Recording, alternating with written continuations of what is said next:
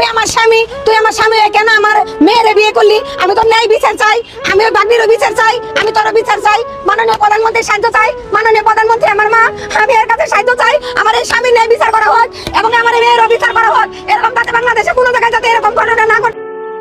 So guys, আমরা কোন দুনিয়ায় বসবাস করি?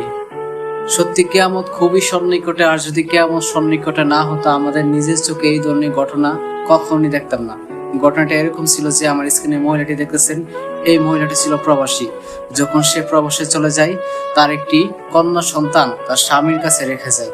একটা সময় সেই মহিলাটা জানতে পারে যে নিজের আপন মেয়েকে তার স্বামী বিবাহ করে ফেলেছে। তখনই তিনি প্রবাস থেকে বাংলাদেশে চলে আসেন। সত্যিকার অর্থে ঘটনাটা একটা আবার চিন্তা করে দেখতেছেন, বাবা নিজের মেয়েকে বিবাহ করে ফেলেছেন, নাউজুবিল্লাহ। সত্যি এই ধরনের চিন্তাধারা আমাদের বর্তমান সমাজে মানুষের মাথায় যে কিভাবে চলে আসে, আমি ভাবতেই পারি না যে এটা কিভাবে সম্ভব হয়। আর এর জন্যই সেই মহিলাটা একটা পোস্টার টাঙিয়ে তার উপর জোতা পিটা করা হচ্ছে, কারণ সেই মহিলাটা প্রশাসনের কাছে এটাই দাবি জানাচ্ছে যে পরবর্তী সময় যেন কোনো কুলাঙ্গার এই ধরনের কাজ না করে। কারণ যদি তাকে এখন ছাড় দেওয়া হয়, পরবর্তী সময় হয়তোবা নিজের আপন মেয়েকেও অন্য একজন বিবাহ করতে দ্বিধাবোধ করতে পারে না।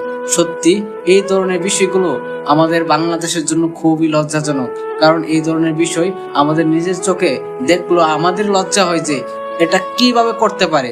সত্যি আল্লাহ তাআলা আমাদের সবাইকে বুঝার তৌফিক দান করুন।